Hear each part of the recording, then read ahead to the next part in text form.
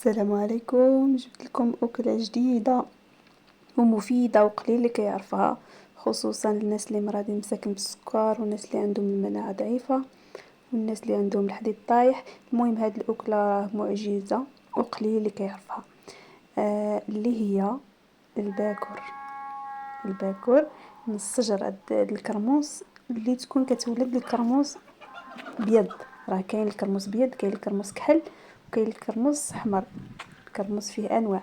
لا خصكم هذا اللي كيولد الكرموس ابيض. الكرموس ديالو ملي كتكون طيبه كتكون بيضه.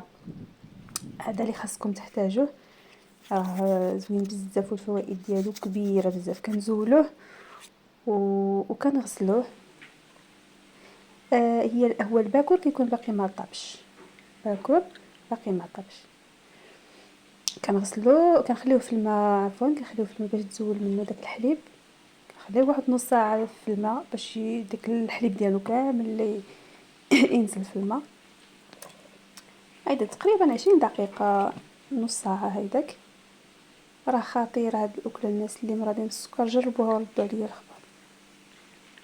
وسبحان الله هاد الاكله ما عرفتش علاش ما معروفاش، واخا كانوا كيستعملوها الاجداد ديالنا وكانت من زمان.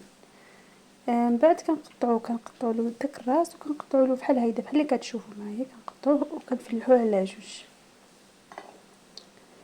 كما قلت لكم هاد الاكله راه سبحان الله الفوائد ديالها كبيره بزاف وقليل اللي كيعرفها.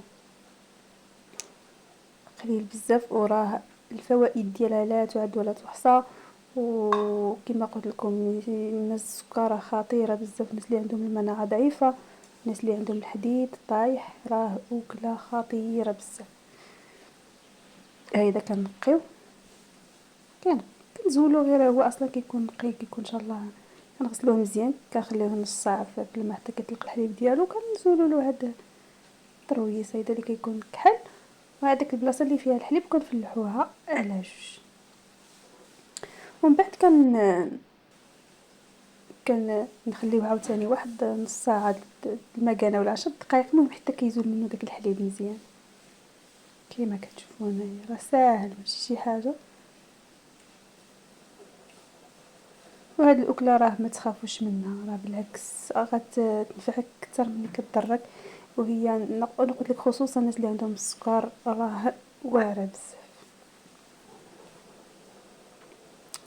هايدا بهذا الشكل حتى كنساليو باش ما يجيش الفيديو طويل. انا غنحاول ننزل التليفون وتنسالي ديك الساعه نعاود نرجع عندكم ونتبعوا الخطوات حتى نسالي ان شاء الله، حيت فيه شويه شداد الخدمه بالحق معليش يستاهل. ها انا رجعت بعد ما كنساليو الكميه ديالنا كامله بحال هيدا. نفلحوه على جوج. شتي من داخل كيكون صافي ونقي. ما كنجروه ما والو. كنخليه هيدا اللي كنفلحوه صافي. كنحيدو له غير داك الراس وصافي بحال كتشوفوا هيدا. ومن بعد غنهزو هذا الباكور ديالنا نديروه في الماء صافي. ما ديري لا ملح لا خل لا حتى حاجه. كنخليوه فوق العافيه. ملي كيطيب كيطلق واحد الريحه غير محببه بالحق معليش. بحال هنايا كتخليه يطيب مزيان حتى كيرجع داك الماء صفر. عاد كتنزلو هنايا باقي ما طاب معايا. دابا راه رجعت له شفتو دابا طاب. هاي كتحالي المعلقه بيدك راه هذا صافي. هنايا دخلو طيب مزيان. كنخويو في شي كسكاس وكنخليوه يقطر. ما كنديروا له لا الماء بارد لا والو، حيت الا درتي له الماء بارد صافي كيضيع. كتخليه يبرد على خاطرو ويتقطر. خليوه يبرد ونرجع لكم. هانتوما من بعد ما تقطر وبرد كنتحكم بها في يدي هذا وكنعصرو من داك الماء اللي فيه كامل. كنعصروه مزيان.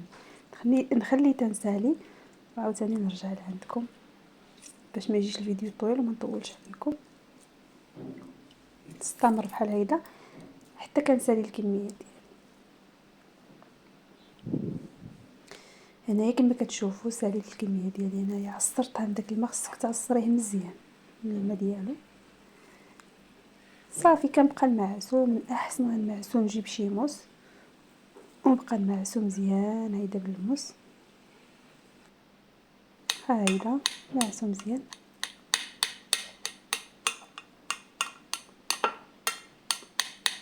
ومن بعد ندوزو للشرموله اللي غيحتاج، نخليوه على جنب وندوزو. كيحتاجو ربع المعدنوس والقزبر والثومه. انا درت الثومه خضراء، الثومه كتكون بحال القزبر خضراء، وانتي ولا عندك الثومه عاديه ديري الثومه عاديه والقزبر والربع. ومن بعد نقطعو واحد البصله صغيره، نديرو الزيت العود، نتينا ما تكثريش بزاف، المهم نتينا والذوق ديالك. زيت العود، وكنخليو ديك البصله تهداك شويه، طلق تبان. هاهي نزيدوها في الزيت، ومن بعد غنديرو عليه هذاك الربيع وداك القزبر وديك الثومه، نكبو كلشي.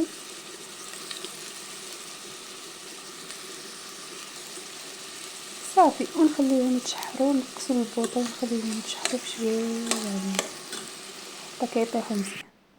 بعد ما تشحروا وطاحوا كنديروا الملح حسب الذوق،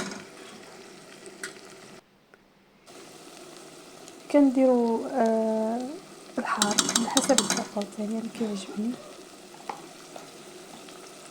الا بغيتي ما ديريش. كنديروا سكينجبير،